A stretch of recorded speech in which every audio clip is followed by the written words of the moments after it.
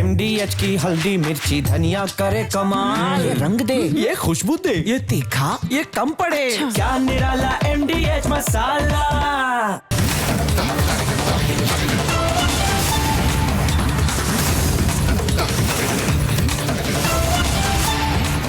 पूछता है भारत को प्रेजेंटिंग MDH सुपर हींग लक्स कोजी हीटेक को पावर्ड बाय राजनिवास रॉमसन डिग्निटी।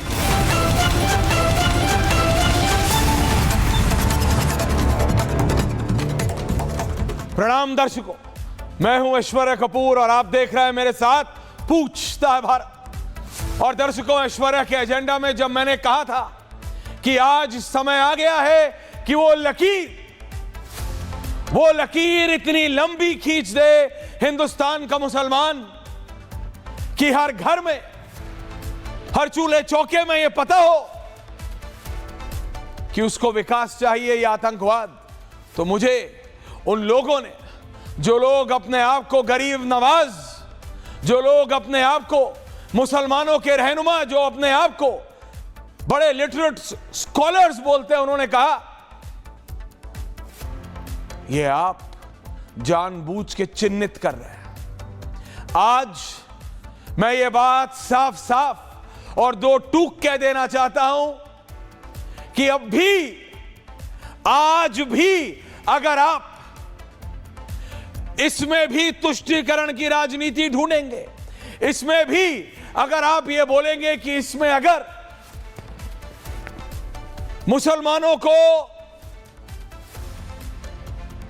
मुसलमानों को चिन्हित किया जा रहा है और जानबूझ के करा जा रहा है, तो उसमें आप सबसे ज्यादा नुकसान उसी कौम का कर रहे हैं और फिर इनडायरेक्टली हमारे देश का कर रहे हैं। हिंदुस्तान 140 प्लस करोड़ का देश है। क्या इसमें बेयर मिनिमम 20-22 करोड़ मुसलमान नहीं है? इससे ज्यादा ही होगा। क्या इस्लामिस्ट रेडिकलाइजेशन आज एक असलियत नहीं है? सोशल मीडिया का दौर है, कोई इसको व्हाइट कॉलर टेररिज्म, कोई इसको डॉक्टर टेरर, कोई इसको कौन सा टेरर, वुल्फ टेरर, फलाना टेरर, ढिमकाना टेरर, ढाक के तीन पात। असलियत सिर्फ यह है कि यह इस्लामिस्ट रेडिकलाइजेशन है और इसको मना नहीं किया जा सकता। जब एक डॉक्टर यह बोलने लगे कि आप अगर अपने मौत का समय खुद चुनते हैं, तो वो कुछ अलग चीज है। आपको समझ जाना चाहिए कि रेडिकलाइजेशन एक असलियत है। जब आप यह देखते हैं कि टेररिस्ट जब थियोलॉजिकल लेक्चर देने लगते हैं, तो समझ जाइए कि इस्लामिस्ट रेडिकलाइजेशन एक असलियत है। समझ जाइए, इस्लामिस्ट रेडिकलाइजेशन एक असलियत है और एक बहुत खतरनाक लेवल तक पहुंच चुकी है। जब एक पढ़ा लिखा भारतीय डॉक्टर फंड कर रहा हो एक मास किलिंग को, यह सामूहिक ये सामूहिक किलिंग को फंडिंग किसने की? इन पढ़े लिखे डॉक्टरों ने। क्या यह इस्लामिस्ट रेडिकलाइजेशन नहीं? पूछता हूं मैं और पूछता है भारत। आप समझ जाइए कि इस्लामिस्ट रेडिकलाइजेशन एक असलियत है और एक खतरनाक स्तर तक पहुंच चुका है। जब आप ये समझने लगे कि सुसाइड बॉम्बिंग को डिफेंड करने वाले डंके की चोट पे आने लगे और बोलने लगे कि सिर्फ उमर नहीं, ये XYZ ABCD भी ने भी तो किया था। समझ जाइए, इस्लामिस्ट रेडिकलाइजेशन एक खतरनाक स्तर तक पहुंच रहा है। समझ जाइए, इस्लामिस्ट रेडिकलाइजेशन एक खतरनाक स्तर तक पहुंच रहा है। जब आप मार्टरडम ऑपरेशन, यह शब्द है शहादत, मार्टरडम किसे कहते हैं? शहादत ऑपरेशन। समझ जाइए कि इस्लामिस्ट रेडिकलाइजेशन एक ऐसे स्तर पे पहुंच रहा है जिससे आप और हम भी, इस देश का 140 प्लस करोड़ हिंदुस्तानी अछूता नहीं है। आज टेरर इज ऑन लूज। आतंक खुला घूम रहा है, खुला। आपको लगता है सिर्फ ये 6, 7, 8, 10, 12 डॉक्टर थे? आपको लगता है इनके षड्यंत्र में कोई और नहीं होगा? आपको लगता है इनके टेरर नेटवर्क में कोई और नहीं है? आपको लगता है कि ये जो आज एनआईए ने दूसरी और अरेस्ट की है, आपको लगता है? और नहीं, महिलाओं की बात अभी तक होता था, पुरुष, युवा, लड़के, उनको रेडिकलाइज कर लिया। उनको पहले गन्स को कहा गया कि बंदूकों को ऐसे love for guns, don't glorify guns, AK-47 को, बम को, ग्रेनेड को। अब क्या कहेंगे? महिलाओं, आतंकी महिलाओं का संगठन है साहब। अगर यह इस्लामिस्ट रेडिकलाइजेशन नहीं तो क्या है? पूछता है भारत। यह एक ऑर्गेनाइजेशन मिलिट्री स्टाइल में चल रहा था, एक फौजी तरीके से इसको हायरार्की में समझिए। 2 unidentified women saved as madam X और मैडम जेड। ये लगातार ये मैडम एक्स और मैडम जेड जैसे फौज में होता है, एक क्रमबद्ध तरीके से, एक पद के तरीके से इंस्ट्रक्शन देती थी लगातार, ऐसा करो, ऐसा करो, अब यहां जाओ, अब वहां जाओ। ये मैडम एक्स और मैडम जेड दे रही थी। ये सब मैं किस लिए बता रहा हूं आपको? इसलिए नहीं कि बता के कुछ खुशी होती है। This country is under a threat. आज हमारा देश में आतंक खुला घूम रहा है और खतरा मंडरा रहा है। This is a reality which no one can deny. आज भी अगर कोई इस्लामिस्ट रेडिकलाइजेशन को नकारने की कोशिश करेगा या ये बोले कि आप मुसलमानों का नाम लेके उनको, नहीं, ये एक असलियत है जो मानना पड़ेगा। ना मानकर यहां तक आ गया है बात। आप बोलते रहे, महीना दर महीना, साल दर साल, पीढ़ियां बीत गई, सिर्फ एक ही बात सुनने को मिलती थी कि इस कौम को, मुसलमानों को पढ़ने नहीं दिया जाता, उनको एक्सपोजर नहीं दिया जाता। क्योंकि अगर उनको एक्सपोजर, और इसमें नेताओं पर भी इल्जामात लगते थे कि नेता जानबूझ के इस कौम को पढ़ने नहीं देते, जानबूझ के। आप देखिए पश्चिमी उत्तर प्रदेश में, आप देखिए बंगाल में, आप देखिए बिहार में, आप देखिए मध्य प्रदेश के एक एरिया में, आप देखिए हरियाणा के एक एरिया में, जानबूझ के वहां इलिटरेसी बहुत है। क्यों? क्योंकि अगर उनके हाथ में किताब आ गई तो उन्हें समझ आ जाएगा कि बम अच्छा या कलम। ये डॉक्टर थे, इनके पास सारा एक्सपोजर था। ये सब शिकार हुए किसके? इस्लामिस्ट रेडिकलाइजेशन के। और इसमें दो बार सोचने की बात नहीं है। ये इस्लामिस्ट रेडिकलाइजेशन है and it's time to accept this. अगर वो जान बचाने की कसम लेने वाला डॉक्टर हजारों लोगों की जान लेने के लिए 3000 किलो अमोनियम नाइट्रेट इकट्ठा करता है तो ये इस्लामिस्ट रेडिकलाइजेशन है। अगर वो महिला डॉक्टर महिलाओं का एक ग्रुप बनाती है और उसमें लगातार ये बताती है कि कब क्या कैसे करना है, महिलाओं का एक अलग गुट होना चाहिए, तो ये इस्लामिस्ट रेडिकलाइजेशन है। इसको नकारेंगे और कितने साल, कितने महीने नकार के सिर्फ नुकसान किया है आपने, सिर्फ नुकसान। आज समय है कि आप और हम एक साथ इस चुनौती का सामना करें। इसीलिए मैंने कहा था कि समय है वो लकीर इतनी लंबी खींच दो,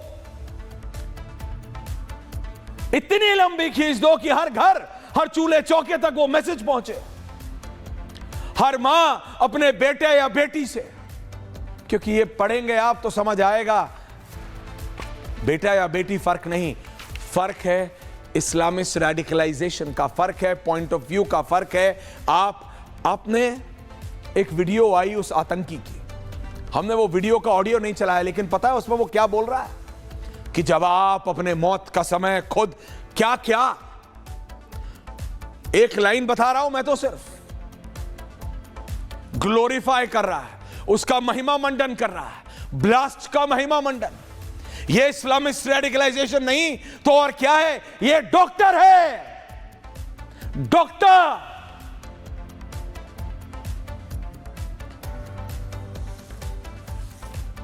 आज भी वो 300 किलो अमोनियम नाइट्रेट कहां है, एजेंसीज पता लगाने में लगी हुई हैं। अभी जब मैं आपके सामने शो कर रहा हूं, 15 मिनट पहले मेरे साथी श्रवण ने खबर डाली है कि एनआईए ने एक और अरेस्ट किया है, उसके पास से असला मिलने की खबर है।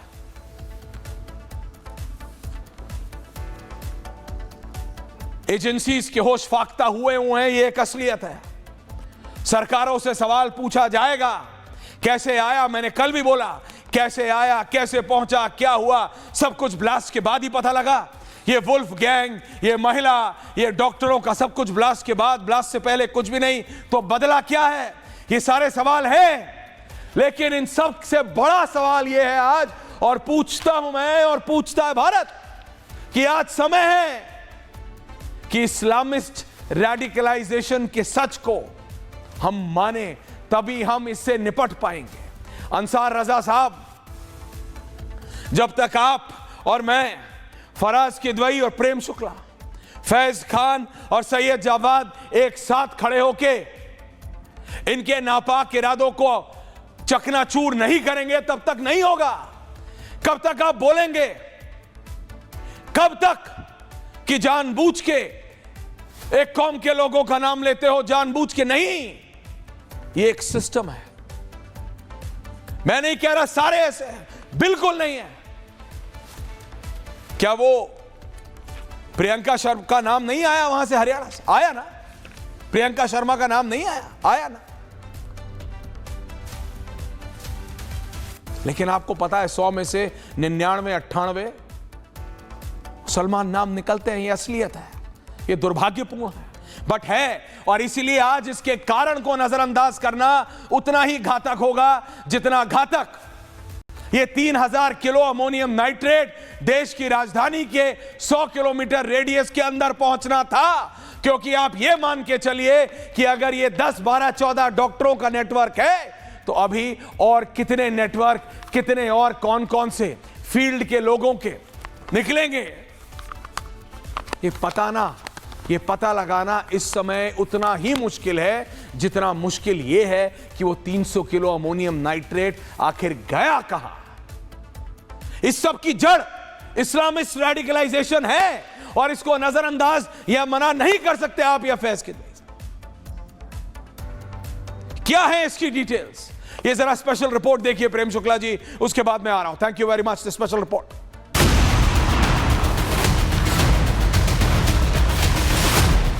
लाल किला धमाका हिंदुस्तान में इस्लामिक कट्टरपंथ का बिल्कुल नया पैटर्न है, क्योंकि पहले डॉक्टरों के टेरर पैनल का खुलासा हुआ और अब धमाके में अपने चीथड़े उड़ा चुका आतंकी उमर का एक वीडियो सामने आया है, जिसमें उमर जिहाद की नई परिभाषा बता रहा है। इस्लामिक कट्टरपंथ की सबसे खौफनाक थ्योरी पेश कर रहा है। जिहाद के नाम पर लाल किले के सामने मासूमों की जान लेने वाला आतंकी उमर भी फरीदाबाद मॉड्यूल से जुड़ा था। वही फरीदाबाद मॉड्यूल जिसके सामने आने के बाद देश में एक साथ 3 चेहरे एक्सपोज हुए। पहला उन गद्दारों का जो डॉक्टर के वेश में देश के खिलाफ साजिश रच रहे थे। दूसरा उस कट्टरपंथी मानसिकता का जो मजहब के सहारे दहशतगर्दों की फौज तैयार कर रहा था। और तीसरा दहशतगर्दों के हमदर्दों का, क्योंकि जिस धमाके ने पूरे देश को हिलाकर रख दिया, किसी को उस हमले में कश्मीर के मुद्दों की गूंज सुनाई दे रही है तो कोई फिदायिनों को भटका हुआ युवा बताकर कवर फायर देने में लगा हुआ है। और ये भटके हुए लोग हैं, इन भटके हुए लोगों की बात से इस्लाम की तस्वीर पेश नहीं हो सकती। ये वही मंडली है जो बार बार आतंक की पैरवी करती है, तो वोट बैंक नीति को राष्ट्र नीति के ऊपर रखना इनका चरित्र बन चुका है। वहीं फरीदाबाद मॉड्यूल को लेकर देश के कई हिस्सों में एक्शन जारी है। आतंकियों ने पूछताछ में हमास स्टाइल में अटैक का भी खुलासा किया है, जिसकी तैयारी आतंकी डॉक्टर उमर का दोस्त दानिश कर रहा था।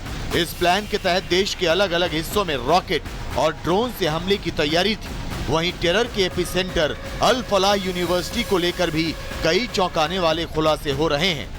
ऐसे में सवाल है कि क्या देश में इस्लामिक कट्टरवाद अपने चरम पर आ गया है? क्या फरीदाबाद मॉड्यूल वाला खतरा पूरी तरह टल गया है? और सबसे बड़ा सवाल ये कि आतंकी डॉक्टर उमर वाली सोच बारूद से भी ज्यादा खतरनाक है। पूछता है भारत। बारूद से भी ज्यादा खतरनाक है और इसमें कोई दो राय है नहीं। अगर आज भी आप फराज किदवई जी, मौलाना अंसार रजा साहब, ममता रिजवी जी, सैयद जवाद, फैज खान, रोहित सिंह, प्रेम शुक्ला जी, आप सबका स्वागत है। लेकिन आज अंसार रजा साहब, जरूरत है कि आप माने कि रेडिकलाइजेशन इतनी डीप हो चुकी है कि आतंकवादी नॉर्मल सिटीजन्स की तरह हमारे और आपके बीच में रह रहे हैं। आपको आज यह मानना पड़ेगा कि इस्लामिस्ट रेडिकलाइजेशन इतनी गंभीर स्थिति में पहुंच चुकी है कि जब मेडिकल लेक्चरर 2900 किलो एक्सप्लोसिव्स का कस्टोडियन बन जाए, रखवाला बन जाए, तो हमें समझना पड़ेगा कि इस्लामिस्ट रेडिकलाइजेशन किस हद तक बढ़ चुकी है। हमें समझना पड़ेगा अंसार रजा साहब कि इस्लामिस्ट रेडिकलाइजेशन इस हद तक बढ़ चुकी है जब एक यूनिवर्सिटी कैंपस एक स्टोर हाउस बन जाए, एक सीरियल ब्लास्ट प्लान का आप सोचिए, थिंक टैंक, वो आतंकवादी संगठन वो यूनिवर्सिटी में था। हमें समझना पड़ेगा कि इस्लामिस्ट रेडिकलाइजेशन किस स्तर तक पहुंच चुका है। जब डॉक्टर जब हमारे जान को बचाने वाले, अंसार रजा साहब, आप, मैं, प्रेम शुक्ला जी, बीमारी होती है सबसे पहले डॉक्टर के पास जाते हैं। जब वो डॉक्टर बाबरी मस्जिद एनिवर्सरी पे मास कैजुअलिटी अटैक प्लान करने लगे, तो हमें समझना पड़ेगा कि ये इस्लामिस्ट रेडिकलाइजेशन हमारी सोसाइटी में, हमारे समाज में कहां तक घुस गया है। अंसार रजा साहब, जब मेडिकल कॉलेज टेरर रिक्रूटमेंट का गढ़ बन जाएगा, अगर आज भी आप इसको मना करेंगे तो ये हमारे समाज के साथ ये धोखा होगा। अंसार रजा साहब, इसको मानना पड़ेगा और साथ मिलके इसका निपटारा भी करना पड़ेगा। अंसार रजा जी, योर ओपनिंग कमेंट्स प्लीज। सबसे पहले तो ऐश्वर्या जी, मैंने अभी बयान सुना एक सांसद महोदय का जो कांग्रेस के लीडर हैं। हाँ। उन्होंने एक लफ्ज़ कहा है कि ये भटके हुए लोग हैं। मैं बिल्कुल इस लफ्ज़ से सहमत नहीं हूँ।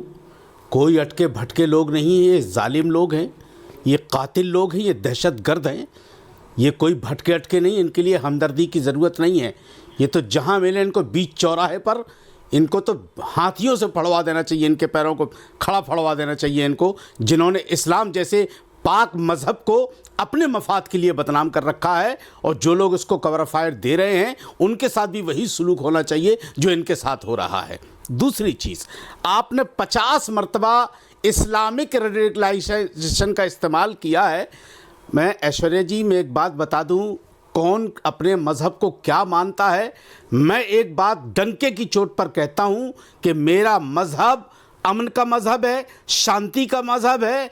वो किसी इंसान को बेगुनाह मारने की इजाज़त नहीं देता। मैं आपको बहुत बड़ी बात एक बोलने जा रहा हूँ, आप चलाना चाहें चलाइए, काटना चाहें काट दीजिए। हमारे इस्लाम में हम जब नमाज़ पढ़ते हैं तो उसके लिए वज़ू बनाया जाता है, और हमारा मज़हब कहता है कि फ़जूल पानी बर्बाद मत करो, किसी के काम आ सकता है। जो इस्लाम वज़ू जैसे अहम रुकन में फ़जूल पानी बहाने की इजाज़त नहीं देता, वो किसी की गर्दन मारने का परमिशन कैसे देगा। तो ये जो अटके भटके लोगों के लिए जो कहा जा रहा है, ये कोई भटके हुए लोग नहीं है। ये हमारी जिम्मेदारी बनती है, समाज की भी जिम्मेदारी बनती है, और ख़ास तौर से भारत सरकार की जिम्मेदारी बनती है। अंसार रजा जी, मैं क्यों काटूंगा आपकी बात? तो ये कहते हैं आप अमन शांति की बात कर रहे हैं, तो फिर आप उन लोगों को ये बताने की कोशिश कर रहे हैं जो धर्म पानी भी बर्बाद करने की इजाजत या हिदायत नहीं देता, वो खून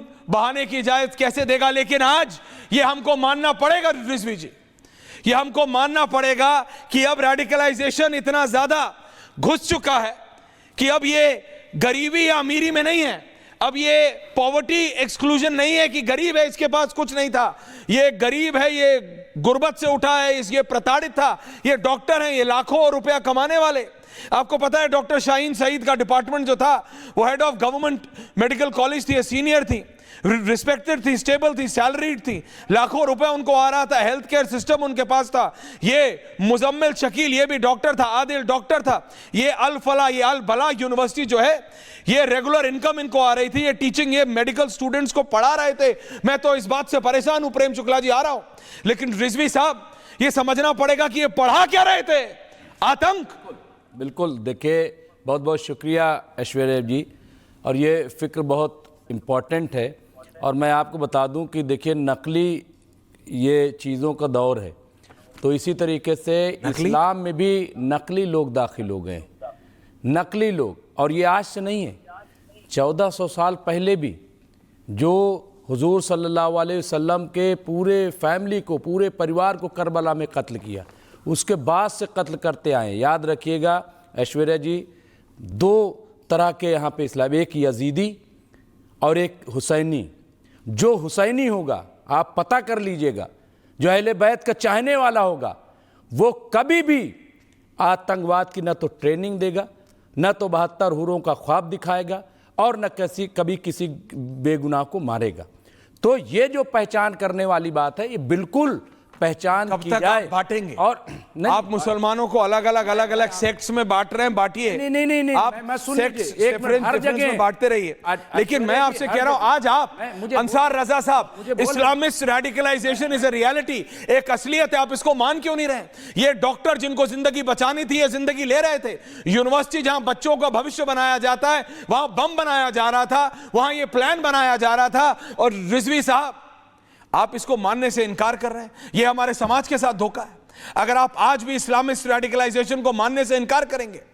अंसार साहब, आ रहा हूं, एक सेकंड में रिजवी साहब से पूछना चाहता हूं, मैं इनका लाइन ऑफ थॉट समझना चाह रहा हूं। प्रेम शुक्ला जी, आ रहा हूं। मैं ये बताना चाहता हूं, मैं ये कहना चाहता हूं कि यकीनन दहशतगर्दी है, आतंकवाद है। सवाल ये नहीं है कि आतंकवाद है कि नहीं, आतंकवाद है, लेकिन यहां कैसे बढ़ रहा है, यहां क्यों बढ़ रहा है, इसकी फिक्र तो सरकार, क्योंकि इस्लामिस्ट रेडिकलाइजेशन बढ़ रहा है, सरकार को करनी, क्योंकि इस्लामिस्ट रेडिकलाइजेशन बढ़ रहा है। ऐश्वर्या जी, दोनों तरफ देखना। देखिए, सरकार एजेंसी लोग कामयाब, अगर आज कोई बोले कि हरियाणा की सरकार को पता कैसे नहीं था, मैं कहूंगा सबसे पहले पता होना चाहिए। मैं एक चीज कहना चाहता हूं, 3000 किलो फरीदाबाद में हो जाता है, आपको ब्लास्ट के बाद पता चलता है। ऐश्वर्या जी, आप बुरा न मानिएगा। नहीं, मैं कोई अच्छा बुरा मान नहीं रहा हूं। नहीं, बुरा न मानिएगा, मैं इसलिए कह रहा हूं। देखिए, दहशतगर्दी है, आतंकवाद है, और पाकिस्तान फायदा उठाता है, ऐसे लोगों को ट्रैप लेता है, ये सब है। लेकिन क्यों? अभी आप देखिए, आप एक तरफ ये बात कर रहे हैं पूरा देश दहशतगर्दी से जूझ रहा है, और दूसरी तरफ देवकी नंदन ठाकुर, वो जब बाबा बागेश्वर धाम के पदयात्रा में चलते हैं तो पता है क्या कहते हैं? क्या कहते हैं? जो 1992 में, 1992 में, अरे उससे ज्यादा क्या बोला? खतरनाक। उन्होंने कहा जो 1992 में किया था, जिस तरह से अयोध्या में, चलो मथुरा में करें, चलोगे कि नहीं, हाथ उठाओ, पूरे जलसे से हाथ उठवा रहे थे। बाबा बागेश्वर ने कहा अभी नहीं, मतलब बाद में करेंगे। ये क्यों कहा? कभी आपने सवाल किया कि देवकी नंदन ठाकुर ने क्यों कहा? मैं देवकी नंदन ठाकुर जी को यहाँ बुला के एक नहीं 100 सवाल पूछूंगा उनसे। सुनो रिजवी साहब, एक नहीं 100 सवाल पूछूंगा उन्होंने कहा या नहीं कहा, क्यों कहा, कैसे कहा, आप कह रहे। लेकिन आपने एक बार इस्लामिस्ट रेडिकलाइजेशन के लिए कहा, प्रेम शुक्ला कहा कि अंसार रजा साहब गरीब नवाज फाउंडेशन चलाते हैं, गरीबों के उत्थान की बात करते हैं।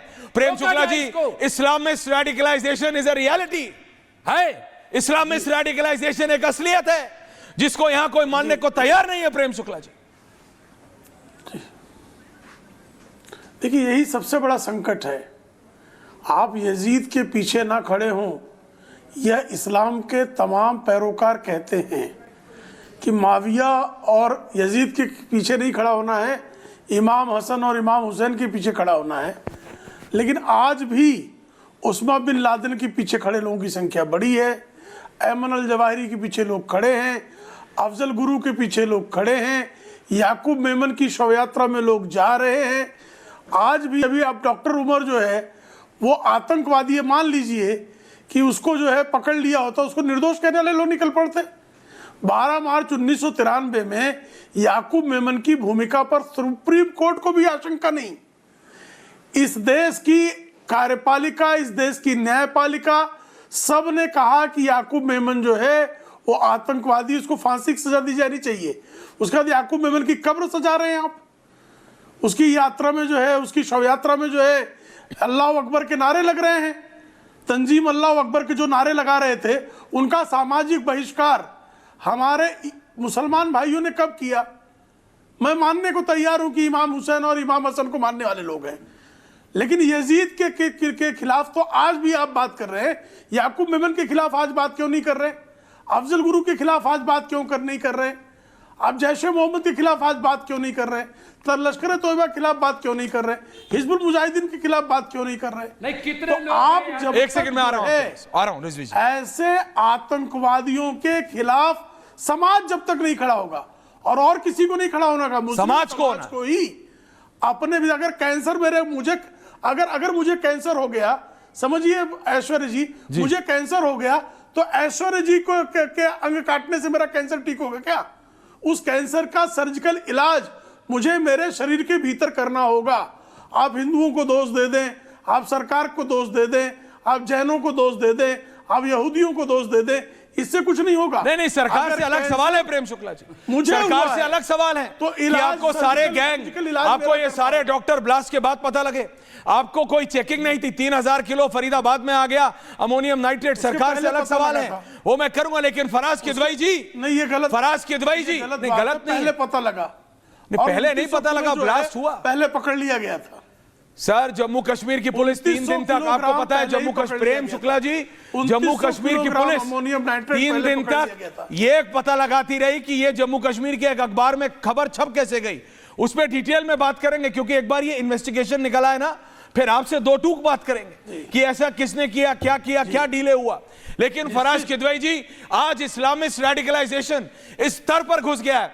रोहित और जवाद जी, आ रहा हूं, आज आपको समझना पड़ेगा ये हाई स्किल्ड इंडिविजुअल्स में घुस गया है। डॉक्टर्स, अभी पता लग रहा है एक इंजीनियर है, आप समझिए, डॉक्टर शाहीन सईद, ये former head of pharmacology in a government medical college, ये women's wing of a Pakistan based terror group चला रही थी, और क्या बुलाई जाती थी? Madam surgeon. Muzammil Shakeel MBBS doctor है, लेक्चरर था ये अल फलाह यूनिवर्सिटी में, इसने 2900 किलो एक्सप्लोसिव, एक AK-47 एम्यूनेशन फरीदाबाद में किराए के घर में रखा हुआ था। कौन? MBBS doctor. उमर मोहम्मद, एक और एमबीबीएस डॉक्टर, ये वो है जिसने गाड़ी, वो बम से लदी, एक्सप्लोसिव से लदी हुई गाड़ी को लाल किले के पास लेके गया जब उसका ये सारा मॉड्यूल ब्लास्ट हो गया। ये मैं सिर्फ इसलिए बता रहा हूं कि आज वो बोलने से नहीं होगा कि इनको एक्सपोजर देना है, इनको पढ़ाई लिखाई की तरफ लाना है, इनको, इनके नेताओं ने, इनको सरपरस्तों ने इनको एक्सपोजर से दूर रखा है। They had the maximum exposure. उसके बाद भी, क्योंकि Islamist radicalisation is a reality की बात की, फराज साहब, इज अ रियलिटी। यस, तो बोलिए है, बोलिए इस्लामिस्ट रेडिकलाइजेशन है सर, बोलने देंगे आप? तभी बोलिए, आप ही के पास आया हूं। Yes, radicalisation is a reality. हाँ, रेडिकलाइजेशन इज अ रियलिटी, और रेडिकलाइजेशन का अगर आप हिंदी में ट्रांसलेशन करिएगा तो इसका मतलब होता है कट्टरता। यस, यू आर राइट कि इस्लाम के मानने वाले बहुत से लोग ऐसे हैं कि जो कट्टर होते हैं, इसको डिनाई नहीं किया जा सकता है। लेकिन मौलाना अंसार रजा साहब ने भी एक बात कही, उसको मैं आगे बढ़ाऊंगा। देखिए, इस्लाम में मैं तो किसी की बात नहीं करूंगा, ना मौलाना अंसार रजा की साहब की बात करूंगा, ना किसी की। मेरे हाथ में ये कुरान है, मैं इसकी बात करूंगा। कुरान में एक सूरह मैदा है, पेज नंबर 218, आयत नंबर 32। इसमें लिखा है, दो that whosoever kills a person, it shall be as if he had killed all mankind, and whose bring life to one, it shall be as if he had brought life to all। तो मैं तो being a मुस्लिम, जो कुरान में लिखा है सूरह मैदा में, मैं वो मानूंगा कि अगर आपने एक निर्दोष की हत्या की तो पूरी कायनात की आपने हत्या कर दी। तो ये जो डॉक्टर हैं, ये जो काम कर रहे हैं, आप इनको रेडिकलाइज्ड बोलिए, इनको इस्लामिक रेडिकलाइज्ड बोलिए, इनको जो नाम देना हो दे दीजिए। आप जो कहेंगे मैं आपके साथ खड़ा हूं, क्योंकि कुरान में भी ये लिखा है और रामचरितमानस मैंने कभी नहीं कहा कि परहित सरिस धर्म नहीं भाई, पर पीड़ा सम नहीं अधमाई। किसी भी मजहब में, सुनिए ऐश्वर्या जी, किसी भी मजहब, कोई मजहब नहीं कहता, लेकिन ये मजहब को तोड़ मरोड़ के इंटरप्रेट कर रहे हैं। मैंने कभी नहीं कहा कि आपस में बैर करना कोई मजहब सिखाता है, एक दूसरे को बम से उड़ा देना कोई मजहब सिखाता है? कभी नहीं सिखा सकता। लेकिन फराज साहब, आज आप ये बच के इस्लामिस्ट रेडिकलाइजेशन इधर एक असलियत है, अगर आप ये नहीं बोलेंगे, आप सिर्फ एक इस्लामिक स्कॉलर नहीं, आप एक राजनेता हैं। आपकी जिम्मेदारी है, आपके कंधों पे जिम्मेदारी है एक समाज की, क्योंकि आपकी पार्टी मुस्लिम यादव पार्टी है।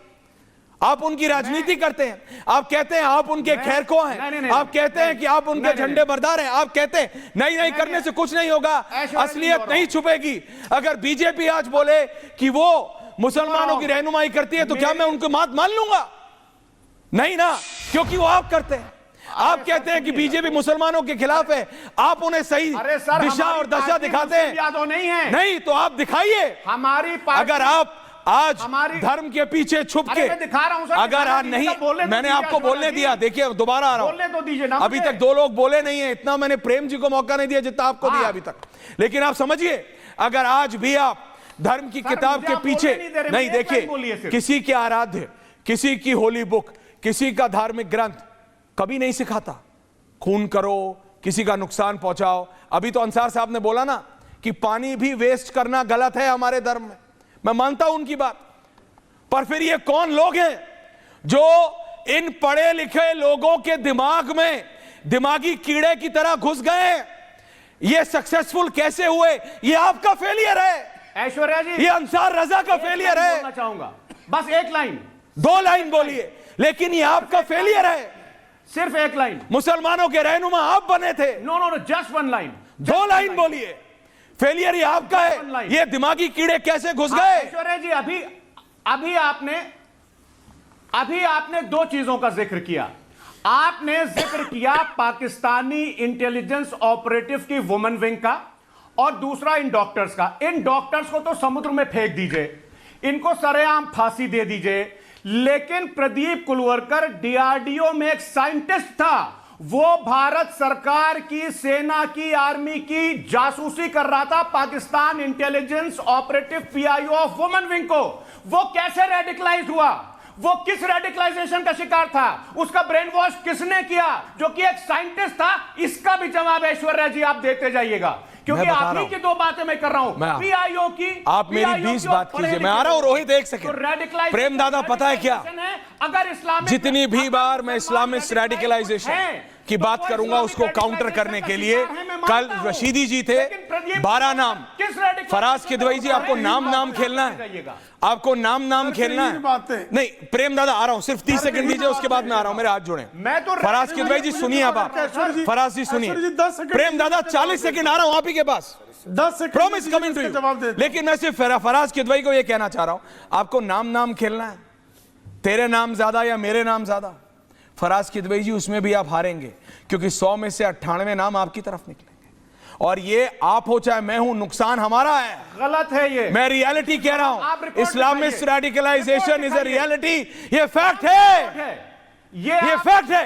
प्रेम शुक्ला बना रहे हैं ऐश्वर्या जी, मैं नहीं, आप गलत कर रहे हैं इस देश के साथ। देखिए कौन सी रिपोर्ट में है, देखिए प्लीज शो द रिपोर्ट। देखिए प्रेम शुक्ला जी बता रहे हैं आपको, एक आधा कोई ये नाम लेते हैं, रिपोर्ट दिखानी पड़ेगी। अभी किसी एक आध व्यक्ति का इन्होंने नाम लिया। अब जरा शांत हो जाइए, मैं उत्तर दे लूं। अब चिचियाइए मत, कोई इससे लाभ नहीं होगा। एक आध नाम अगर कोई लेता है व्यक्तिगत, तो कोई तंजीम नहीं है, कोई अपने लोभवश कोई गलती करता है और एक तंजीम बनी होती है, एक तंजीम। और कृपा करके मुझे बताइए, वो प्रदीप के समर्थन में हिंदुओं का कोई संगठन खड़ा हुआ क्या? जबकि बम कांड के समर्थन में, बम कांड के अभियुक्तों के कानूनी मददगार के रूप में जमीयते उलमा हिंद खड़ी होती है। समाजवादी पार्टी के अबू हासिम आजमी कंधार विमान अपहरण कांड के अभियुक्तों के पैरोकार बन गए। 12 मार्च 1993 के मुंबई के श्रृंखलाबद्ध विस्फोटों के अभियुक्तों के पैरोकार अबू हासिम आजमी बन गए। समाजवादी पार्टी जो है, एक पार्टी के रूप में सरकार में बैठकर राम जन्मभूमि पर जो है हमला करने वाले आतंकवादियों का मजहब पूछकर रिहा करने की बात का फैसला ले लेती है। तो एक तंजीम के रूप में मदद करना और किसी एक इंडिविजुअल का नाम गिना देना, यह साफ साफ जो है दोहरा मानदंड है, जबरदस्ती कवर फायर देना है। आतंकवादियों के पीछे खड़े होना है, और ये काम बारंबार आतंकवादियों के पीछे खड़े होने का कुकर्म समाजवादी पार्टी बारंबार करती रही है। इसके तमाम प्रमाण हैं, और इसके कारण ही रेडिकलाइजेशन जैसे फोर्सेज, रेडिकलाइज्ड फोर्सेज को आप बढ़ावा देते हैं। या आप जो है समाजवादी पार्टी के कार्यकर्ता याकूब मेमन की शव यात्रा में शामिल होते हैं। होल्ड ऑन फराज साहब, मैंने मौका दिया। हो गया, अफजल गुरु के समर्थन में खड़े हो जाते हैं, इससे बड़ी बेशर्मी क्या हो सकती है? ओके रोहित, जवाद, मैं एक सेकेंड फराज साहब, you can't just go on and go on and go on और ढाक के तीन बात वहीं घुमा के आपको, मैं आपको बोलूंगा आप 4 हिंदू नाम लेंगे, बोलेंगे इधर भी है उधर भी है, तो क्या आतंकवाद चलने दें? किसी का धर्म, किसी का आराध्य, किसी की होली बुक नहीं सिखाती है, लेकिन फिर भी होता है। क्या यह झूठ है रोहित कि ये जो रेडिकल प्रीचर्स हैं ये इस फरीदाबाद मॉड्यूल के जड़ में हैं? कोई इनको मना कर सकता है? ये बताइए, ये जो एंटायर चेन है ये शुरू कहां से होती है? रेडिकल क्लेरिक से। अंसार रजा साहब, इसलिए मैंने कहा इनकी जीत आपकी हार है, इनकी जीत रिजवी जी की हार है, क्योंकि ये शुरू कहां से होती है पूरी फरीदाबाद मॉड्यूल की चेन? रेडिकल क्लेरिक से। शोपियां का क्लेरिक है एक मौलवी इरफान अहमद है कोई, फिर मेवात सर्कल में पहुंचता हाफिज गुलाम मोहम्मद इश्तियाक। ये दोनों ideologically, operationally Jaishe Mohammed module के हैं। इनके कनेक्ट में आए ये डॉक्टर। मैं कह रहा हूं इनका सक्सेस, जब आप और मैं कैमरे के पीछे भी बात करते हैं, मैंने आपसे हमेशा कहा आप युवा है, आपको ऐसी बात करनी चाहिए कि लकीर लंबी जाए। बताइए सही या गलत? अगर ऐसे मौलवी, अगर ऐसे लोग हमारे डॉक्टरों को इंडोक्ट्रिनेट करने के में सक्सेसफुल होते हैं, तो हमारे ये अंसार रजा जैसे लोगों का फेलियर है कि आपकी बात उन युवाओं तक नहीं पहुंच रही है। ये रिजवी जैसे जी लोगों का फेलियर है कि आपकी बात उन तक नहीं पहुंच रही है। Jawad, and that's my point. Rohit और जवाद, रोहित आपके पॉइंट। ऐसा है, हमारा देश जो है भारत महतारी, हम वीर अब्दुल हामिद अंसारी साहब का आदर करते हैं, हम अशफाकुल्लाह खान साहब के चरणों में निष्ठा अर्पित करते हैं, हम डॉक्टर APJ अब्दुल कलाम साहब के प्रति आदर और सम्मान की पुष्पांजलि हमेशा निवेदित करते हैं। ये देश कहाँ जा रहा है? इस देश के लोग धर्म के नाम पर किस प्रकार की तुष्टीकरण की राजनीति का, आलू बैंगन और टमाटर का चोखा बनने के षड्यंत्र के प्रतिभागी बन रहे हैं। आपको मैं जरा 25 साल पीछे ले जाना चाहता हूं। इस दुनिया में, भारत के अंदर नहीं, मैं दुनिया की बात कर रहा हूं, इस्लामिक टेररिज्म का नाम जब चर्चा में आया तो कैसे आया? जब अमेरिका के वर्ल्ड ट्रेड सेंटर पर हमला हुआ और ओसामा बिन लादेन के नेतृत्व में यह निंदनीय घटना को अंजाम दिया गया, और अमेरिका जैसी महाशक्ति को जब लगा कि ये मेरे अस्मिता पर खतरा है, तो अमेरिका ने स्वीकार किया कि साहब इस्लामिक टेररिज्म के खिलाफ लड़ना होगा। ये तो भारत में देश की आज़ादी के उपरांत ही शुरू हो गया था, पाकिस्तान प्रायोजित। इस देश के अच्छे मुसलमान भारत महतारी के साथ थे, और जो पाकिस्तान प्रायोजित लोग थे वो भारत महतारी को कमजोर करने के षड्यंत्र के प्रतिभागी बन रहे थे। 2000 के बाद षड्यंत्र अंतर्राष्ट्रीय स्तर पर चिन्हित हुआ और पूरी दुनिया उसके खिलाफ लग गई, चाहे गद्दाफी हो, सद्दाम हुसैन हो, ओसामा बिन लादेन हो। अमेरिका और विश्व शक्तियों ने उसको चिन्हित करके टारगेट किया। आप बताइए, धर्म विशेष का नाम लेकर के इस देश की बहुसंख्यक आबादी, जो इस देश के हर वर्ग के लोगों के संरक्षण में, देश की आजादी के उपरांत पूज्य बाबा साहब अंबेडकर के संविधान के आधार पर पूरी तटस्थ भाव से, तत्परता और सक्रियता और निष्ठा के साथ खड़ी है, उसको ये लोग चैलेंज करते हैं। समाजवादी पार्टी जो नमाजवादी पार्टी है, उसके प्रवक्ता रामचरितमानस की चौपाई गुनगुना रहे थे। देखिए 10-15 मिनट में फैक्स आपके कार्यालय में मत आ जाए उनके निलंबन का। आदरणीय अखिलेश जी को प्रभु राम से इतना नफरत है कि लखनऊ में रहकर अयोध्या में जाकर अब तक दर्शन नहीं किए हैं।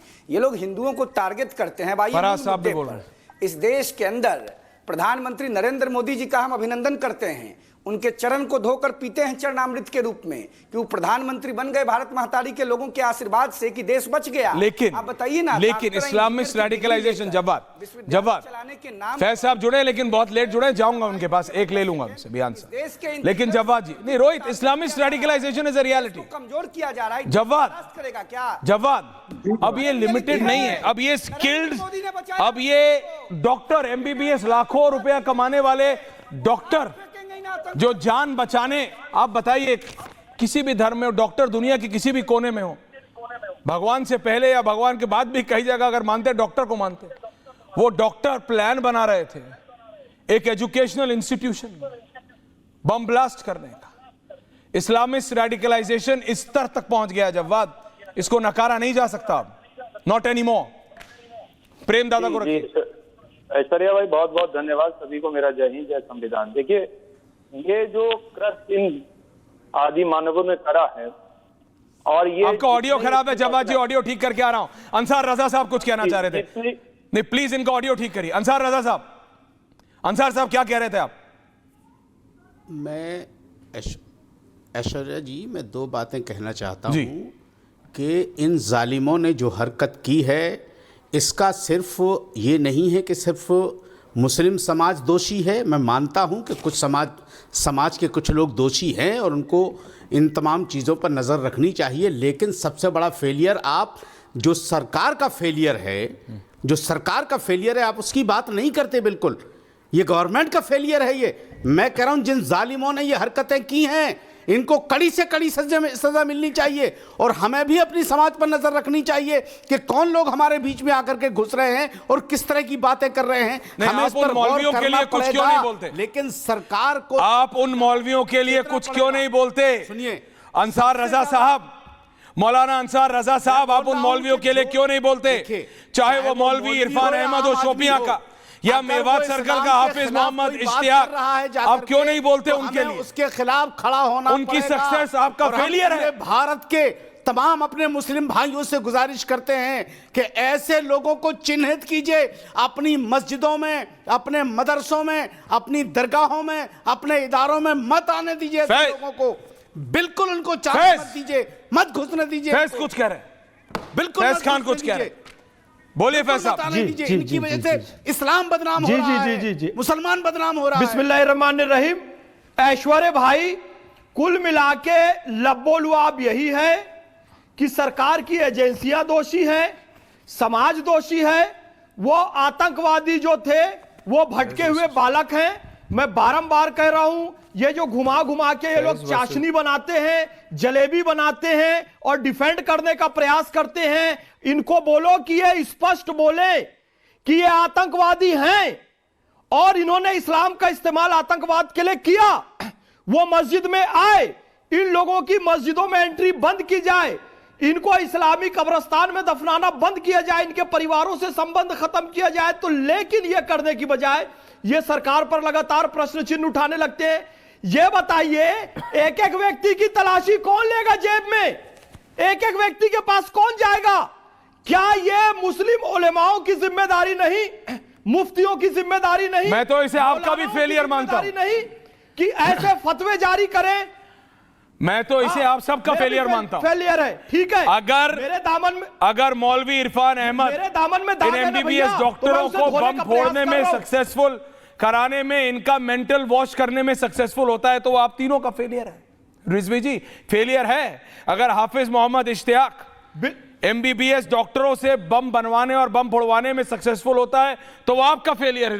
रिजवी साहब, आपका मैसेज आपके लोगों तक नहीं जा रहा है। ऐश्वर्या जी, ये आप सही कह रहे हो कि मैसेज नहीं जा रहा है, लेकिन चलिए आप हमें कह लीजिए। हमें नहीं, मैं उन लोगों को कह रहा हूं जिनको लोग सुनते हैं। कैसे बोल रहे हैं? क्यों ये क्यों बोल रहे हैं? क्यों इनका लॉस नहीं है? नहीं, ये कितना काम किया इन्होंने मुसलमानों के बीच में, बताइए कितना इन्होंने काम किया? ये कुछ काम नहीं करते। ये गौ रक्षा के लिए काम कर रहे हैं, वहां जाकर के ये बाबा बागेश्वर धाम के पीछे चल रहे हैं। अरे इनको चाहिए कि दारुल देव बन जाए, इनको चाहिए कि वहां बरेली शरीफ जाए, इनको चाहिए कि लखनऊ जाए, वहां तमाम मौलवियों से, मौलानाओं से मुलाकात करें, लेकिन ये गौ रक्षा में लगे हुए हैं। ये बाबा बागेश्वर धाम के हम नहीं जाते हैं, ये बताएं। देवकी नंदन ठाकुर के पीछे लगे हुए, सब जगह जाते हैं आप, जो रेडिकलाइजेशन की तरफ बढ़ रहे हैं। नफरत है भाई, ये उनके हामी बन रहे हैं। ऐश्वर्या भाई आतंक को जन्म देती है। क्यों? ये मुस्लिम उलेमाओं के पास चले जाओ, आप बताइए। लेकिन हिंदू आप बताइए, आप कितना गए, नापाक हो गया, कितना आपने काम किया, हमें बताइए। ऐश्वर्या भाई बताइए, दिवाली की किस मिठाई तंजीम खाई के आप मेंबर बने हो? से चला गया, लेकिन हिंदुओं में आप मेंबर बने हो, तो ईमान क्योंकि चला वहाँ गया, शोहरत मिल रही है, सुन लिया, वहाँ नाम तो मिल ईमान रहा है, चला गया, हो सकता है हिंदू मोदी से बात सरकार कर में लिया, कुछ ओहदा तो मिल गया। ईमान चला गया। ऐसे होगा, यही लोगों की ऐसे होगा।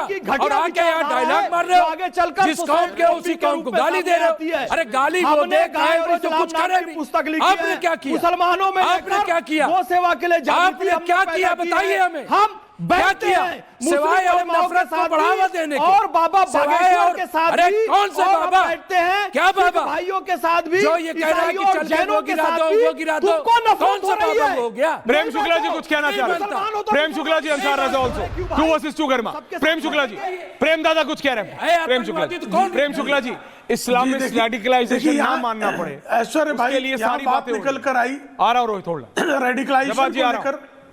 देखिए ना, रेडिकलाइजेशन को लेकर बात निकल कर आई। हमारे मुस्लिम पैनलिस्ट ने कहा कि सरकार की फेल्योर है। देखिए, संयुक्त अरब अमीरात है, एक देश, इस्लामी देश है। वहां पर जो नमाज के बाद खुतबा होता है, प्रवचन होता है, उसको मॉनिटर किया जाता है। उसका समय, स्क्रिप्ट और जो उनकी सब चीजें जो है मॉनिटर होती हैं। क्या मौलाना अंसार रजा इस बात को मानेंगे कि भारत में भी नमाज के बाद जो खुतबा होता है वो भी सरकार मॉनिटर करे, मस्जिदों को सरकार मॉनिटर करे, अंसार जी आ रहा हूं, सरकार मॉनिटर करे? फराज जी को हस्तक्षेप तो नहीं मानेंगे ना? ये कृपा करके बताएं, ये क्या अरब अमीरात की तरह? जवाब ले रहा हूं प्रेम शुक्ला जी। अंसार रजा जी जवाब दे रहे हैं। अंसार रजा जी जवाब दीजिए।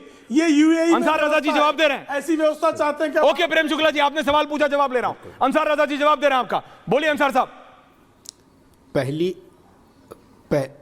पहली बात तो 2 बातें यहाँ प्रेम शुक्ला जी ने कही हैं कि संयुक्त अरब अमीरात में नमाज के बाद जो खुतबा दिया जाता है। पहली बात तो कोई भी खुतबा नमाज के बाद नहीं दिया जाता, नमाज से पहले खुतबा दिया जाता है और सरकार की तरफ से बाकायदा सऊदी अरब में लिख करके आता है और वहाँ मॉनिटरिंग होती है। और हम चाहते हैं कि हमारे मुल्क में भी ये सिस्टम हो। क्या बुरा है इसमें? कोई दिक्कत नहीं है। आप आकर के कैमरा लगा दीजिए, उसमें सुनिए हमारा मौलवी क्या बोल रहा है। कोई एतराज नहीं सर, कोई एतराज नहीं। हमारी मस्जिदों में कोई ऐसा लफ्ज नहीं बोला जाता। धन्यवाद। और कोई लफ्ज ऐसा नहीं बोला जाता आ रहा हूं। खिलाफ हो, इस पर सहमति बनाने की आवश्यकता है। दूसरी चीज बिल्कुल मैं कहता हूं कि सब लोग अपनी कमेटियों से मशवरा करके हर जुमा को जो खुतबा होता है, खुतबा हमारे यहाँ वही दिया जाता है जो आज से 1450 साल पहले हमारे पैगंबर ने बोला था, वही पढ़ा जाता है। देखिए, मैं ये कह रहा हूं, क्या नाम एवरीवन ऑन है, रोहित एंड जवाद आल्सो। जवाद, मुझे कोई ऑब्जेक्शन। जवाद, इस्लामिस्ट रेडिकलाइजेशन असलियत है। दूसरी सही है जवाद। अभी जो ये आवाज आ रही है आपको? हाँ बोलिए, आ रही है। देखिए, धर्म के अंदर कोई बुराई नहीं है। इंसान जो है अच्छे बुरे होते हैं ऐश्वर्या बात, और हर मजहब के अंदर दोनों किस्म के लोग हैं। ये समय है भारत को एकजुट होकर के, और मैं प्रधानमंत्री आदरणीय गृह मंत्री जी से कि सभी समुदाय के लोगों को कॉन्फिडेंस में लिया जाए। और ये सिर्फ एक समाज तक चीजें नहीं फैली हुई, ये तमाम समाज के अंदर चीजें फैल रही, जो रेडिकलाइजेशन, जो कट्टरता की बात आपने कही है। मैंने आपके चैनल पे नहीं, तमाम जगह इस बात को कहता हूं कि देश को कट्टरता से खतरा है। देश को कट्टरता की ना धकेला जाए और सभी का सम्मान करके पूरे देश को कॉन्फिडेंस में लिया जाए, और ऐसे लोगों के खिलाफ जो मानवता के दुश्मन है। ओके फैज साहब ये कह रहे हैं दोनों तरफ सिर्फ इस्लामिस्ट रेडिकलाइजेशन नहीं है।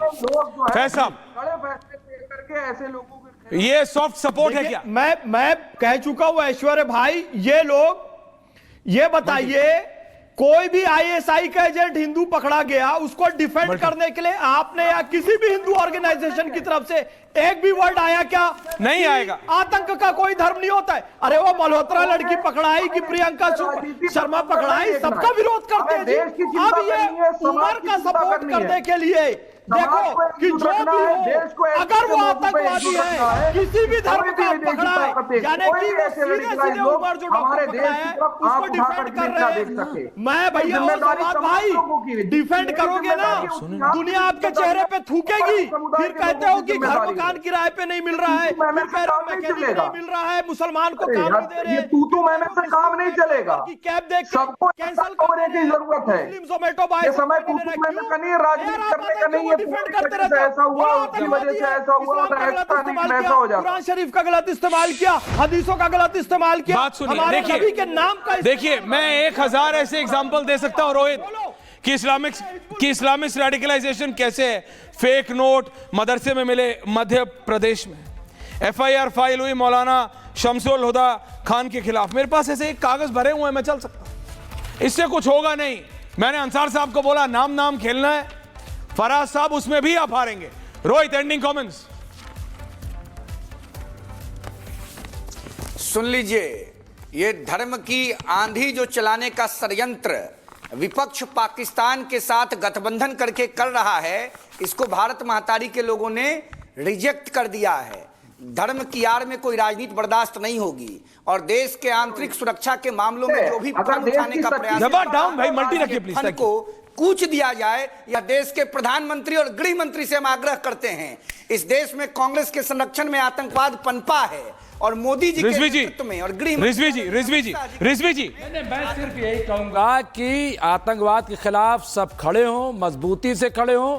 कोई इस्लामिक रेडिकलाइजेशन है या नहीं? नहीं, बिल्कुल है, बिल्कुल है, मान गए, बिल्कुल है। प्रेम शुक्ला जी, कौन इससे? प्रेम शुक्ला जी मान रहे?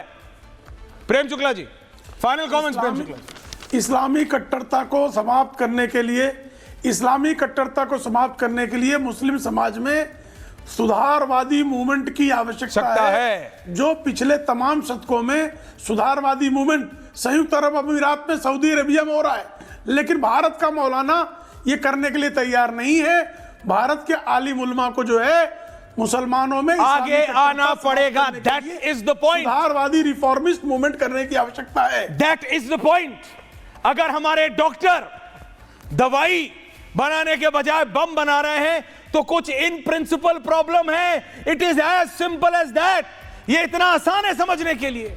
ये डॉक्टर थे जिनका काम जान बचाना था और ये प्लान बना रहे थे, षड्यंत्र बना रहे जान लेने का। एक ने किया भी 3000 किलो अमोनियम नाइट्रेट, छोटी बात नहीं हो रही है। ये करने वाले कौन? सारे डॉक्टर। सोचिए, terror is at large and our country is under threat. Islamist radicalization is a reality. बहुत बहुत धन्यवाद आप सबका। नमस्कार।